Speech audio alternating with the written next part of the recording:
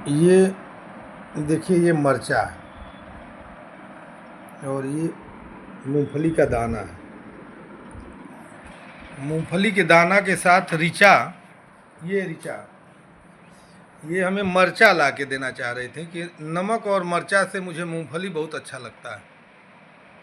हमें लगता है अच्छा, हो सकता है आप लोगों को भी अच्छा लगता है। अब यह मुझे हाथ में दे रही थी तो हमने इन्हें बताया कि हाथ में मिर्चा नहीं दिया जाता है।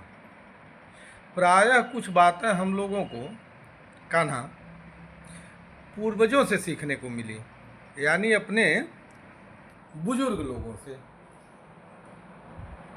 तो वो अगर हम बुजुर्गों के पास बैठेंगे तो हमें यह पता चलेगा कि पहले आग भी हम लोग मांगते थे अगल बगल पास पड़ोस में।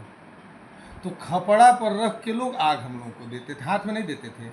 अग्नि हाथ में नहीं दिया जाता है, दोष है। मिर्चा हाथ में नहीं दिया जाता है, नमक हाथ में नहीं दिया जाता है, ये हाथ में चाकू वगैरह भी हाथ में नहीं देना चाहिए। ये सब कुछ विधान हमारे हैं। अब हमें कहाँ से यह पता चलेगा? बुजुर्गों से। और बुजुर्गों द्वारा कही गई बात ऋचा, बुजुर्गों द्वारा दीक्षा, दीक्षा बुजुर्गों द्वारा कही गई बात प्रमाणित होती है। हमारे यहाँ सत्यनारायण व्रत कथा या हमारे और भी शास्त्रों के बहुत सारे कथाओं में यह बताया गया कि अगर कोई प्रश्न किया तो हम कहते हैं कि आप सही कह रहे हैं, यही बात हमारे बाबा कहते थे या हमारी सासु कहती थी। ऐसा ये प्रमाण स्वरूप हम लोग कहते हैं। ऐसा कभी नहीं कहते कि नहीं हम कह रहे हैं। इसको तो कहा गया उजबक एक ये करे बात का टेक, टेक लगा देते हैं सबकी गलत हमारी सही। लेकिन जो सनातन धर्म का अनुयायी है वह हमेशा प्रमाणित बात करता है। हमारे यहाँ कहा गया है कि हमें किस मार्ग पर चलना चाहिए, तो कहा कि महाजनो एन गतः स पंथा। क्या कहा गया? कि तर्को प्रतिष्ठो श्रुतयो विभिन्ना नैको मतम यस्य ऋषि प्रमाणम धर्मस्य तत्वं निहितं गुहायाम महाजनो येन गतः स पंथाः। कहा कि तर्क की कोई प्रतिष्ठा नहीं है, तर्क वितर्क में पढ़ने की जरूरत बहुत ज़्यादा नहीं है। आधर्म गुफा में बंद है और शास्त्र बहुत हैं, कितना पढ़े लिखेंगे। इसलिए यही जान लीजिए कि जो मार्ग हमारे महापुरुषों ने या श्रेष्ठ लोगों ने, हमारे पूर्वजों ने अपनाया, वही मार्ग हम लोगों के लिए अच्छा है। हमें उसी मार्ग पर चलना चाहिए। अभी आपसे पूछा जा ऋचा कि झाड़ू घर में कब कहाँ से शुरू किया जाए सुबह लगाना? दीक्षा और ऋचा, देखिए ये दीक्षा ऋचा। तो हमारे यहाँ जो बुजुर्ग महिलाएं बताती हैं कि दक्षिण दिशा से झाड़ू लगाना चाहिए। यानी दक्षिण दिशा में कौन सा रूम होता है? अग्निकोण पर किचन होता है ना, भोजनालय, वहाँ से शुरू करिए।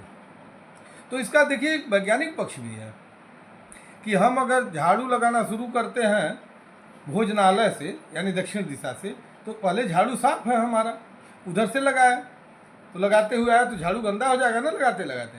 तो उसका एक वैज्ञानिक पक्ष भी है कि आप अगर दक्षिण से झाड़ू लगाते हैं यानी किचन से अपना झाड़ू लगाना शुरू करते हैं तो अच्छा सफाई भी होगी, और फिर आप झाड़ू धोकर और धूप में रख दिए, सूख गया, फिर दूसरे दिन सुबह। तो ये जो हमारे सनातन संस्कृति के अंतर्गत जो हमारे जीवन जीने की पद्धति है, यह भी मनोवैज्ञानिक, वैज्ञानिक, आध्यात्मिक, धार्मिक, व्यवहारिक धरातल पर ये सब बहुत हम लोगों के लिए लाभप्रद है। इसलिए हमें बात माननी चाहिए, ठीक ना? श्री बांके बिहारी तेरी आरती गाऊं,